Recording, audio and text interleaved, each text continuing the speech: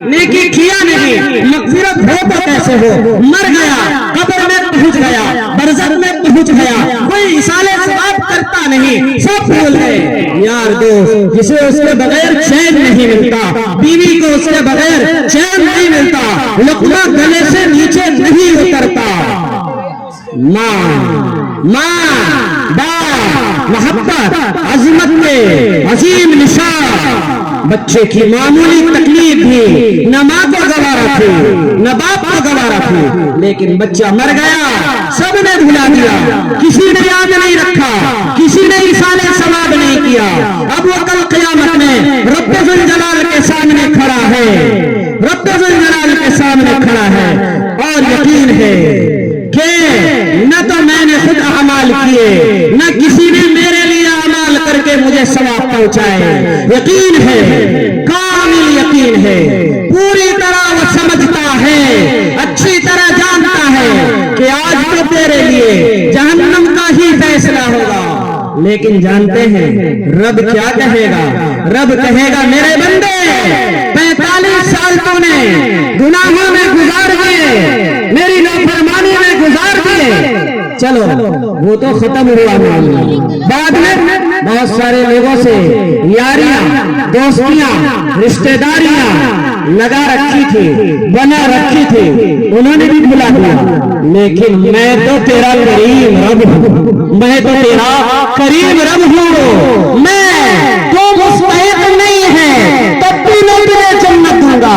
وہ سوچے گا بندہ کہ اب کیسے جنت ملے گی؟ اللہ فرمائے گا کہ یہ محشر کا میدان ہے، محشر کے میدان میں حضرت آدم علیہ السلام سے لے کر قیامت تک جتنے انسان آنے ہیں سب وہاں موجود ہوں گے، سب وہاں حاضر ہوں گے۔ رب ذوالجلال اس بندے سے کہے گا جاؤ اس بھیڑ میں چلے جاؤ، اس مجمع میں چلے جاؤ۔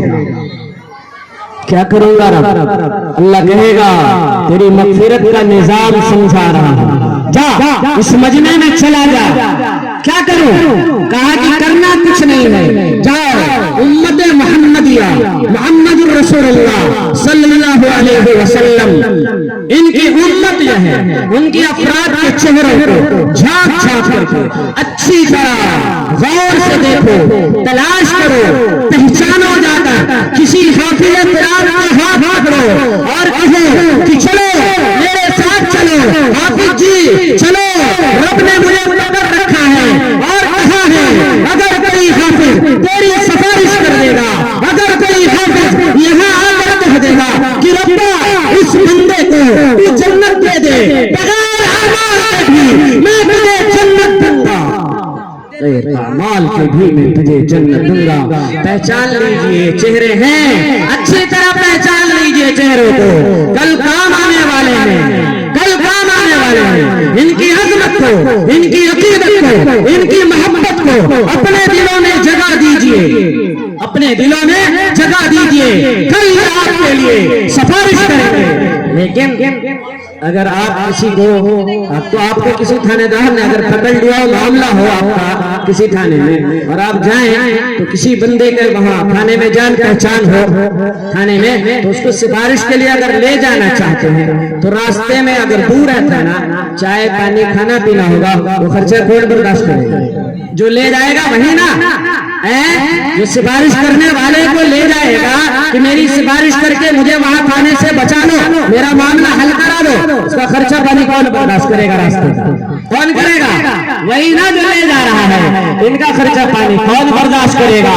آپ کریں گے، تب جا کر یہ آپ کے لیے سفارش کریں گے، تب جا کر کے یہ آپ کے لیے سفارش کریں گے۔ اس سے آگے بڑھ کر کہتا ہوں، اگر وہ بندہ کہہ دے گا کہ ربا مجھے تو کوئی حافظ نہیں ملتا، میری سفارش کرنے والا کوئی حافظ مجھے نہیں ملے گا، اللہ کہے گا، اللہ کہے گا، اللہ کہے گا کہ جاؤ اس مجمع میں کسی عالم کو ڈھونڈ لاؤ۔ کوئی عالم بھی اگر کہہ دے گا کہ ربا اسے چھوڑ دے، میں تجھے تب بھی جنت دے دوں گا۔ اتنے سارے علماء بیٹھے ہیں، ان کی عظمت، ان کی عقیدت، ان کی محبت کو اپنے دلوں میں جگہ دیجئے۔ یہ آپ کی سفارش کرنے والے ہیں، یہ آپ کی سفارش کرنے والے ہیں۔ اس سے آگے بڑھ کر کہتا ہوں، آخری حدیث سناتا ہوں اور بس ختم ہو جائے گا معاملہ۔ ایک مرتبہ اللہ کے نبی صلی اللہ علیہ وسلم نے ارشاد فرمایا، اگر میری امت کے کسی گھر میں 2 بچے بچپنے میں مر جائے، 2 بچے بچپنے میں مر جائے، نابالغ 15 سال سے پہلے بالغ ہونے سے پہلے اگر مر جائے تو ظاہر سی بات ہے بچہ اگر کسی کا مر جائے تو دل میں کتنا دکھ ہوتا ہے، کتنی تکلیف ہوتی ہے، دل پھٹ جاتا ہے نا۔ اب دیکھیے اس کی وجہ سے تکلیف ہوتی ہے۔ اللہ کے رسول صلی اللہ علیہ وسلم نے فرمایا، کل قیامت کے دن وہ بندہ جس نے 45 سال گناہوں میں گزارے تھے، کسی نے ایصال ثواب نہیں کیا، حافظ نہیں ملا، عالم نہیں ملا سفارش کے لیے، رب ذوالجلال کہے گا تیرے 2 بچے بچپن میں فوت ہو گئے تھے، ان کی برکت کی وجہ سے، انہی کی وجہ سے عمل میں ہی میں تجھے جنت دیتا۔ اما جی عائشہ رضی اللہ تعالی عنہ نے سوال کیا، اے اللہ کے نبی بچوں کا مرنا اپنے اختیار میں تو ہے نہیں، اگر کسی کا ایک بچہ بچپنے میں مر جائے اس کے ساتھ کیا معاملہ ہوگا؟ فرمایا اللہ کے نبی صلی اللہ علیہ وسلم نے، اللہ اس بندے کو بھی بغیر عمل کے کیا کرے گا؟ جنت دے گا، اسے بھی جنت دے گا۔ اما جی عائشہ رضی اللہ تعالی عنہ سوال کرنے لگی، اللہ کے نبی آپ کو اپنی امت سے بڑی محبت تھی، آپ نے اپنے امت کے ایک فرد کے لیے رات بھر آنسو بہاتے رہے، اور آنسو بہا کر اپنے رب سے کیا دعا کرتے رہے، کیا فریاد کرتے رہے، اللہم اغفر لی امتی، کہ ربا میری امت کو بخش دینا، ربا میری امت کو معاف کر دینا، ربا میری امت کی مغفرت کر دینا۔ اللہ کے رسول اگر کوئی بندہ ایسا ہو جس نے 45 سال گناہوں میں گزار دیے، جس کے لیے کسی نے ایصال ثواب نہیں کیا، کوئی اس کو حافظ سفارش کے لیے نہیں ملا، کوئی عالم اس کو سفارش کے لیے نہیں مل سکا، اس کے 2 بچے بھی فوت نہیں ہوئے، اس کا 1 بچہ بھی فوت نہیں ہوا، کیا آپ کا وہ امتی جہنم میں چلا جائے گا کہ آپ کا دل اس کو گوارا کر لے گا؟ فرمایا عائشہ نہیں، خدا کی قسم، رب کعبہ کی قسم، میں خود جاؤں گا رب ذوالجلال کے سامنے اور اپنے اس امت کے فرد کے ہاتھ پکڑوں گا اور اپنا ہاتھ اس کے ہاتھ میں دوں گا اور خود اپنے ہاتھوں سے پکڑ کر اسے جنت میں داخل کر کے آؤں گا۔ بتائیے اللہ نے شکوہ کیا کہ یا ایھا الانسان ما غرک بربک الکریم، کہ انسان کس چیز نے تجھے دھوکے میں ڈال دیا، اور دھوکے میں بھی پڑا تو کس کے بارے میں؟ اپنے رب کے بارے میں، اور رب کیسا؟ الکریم، جو کریم ہے۔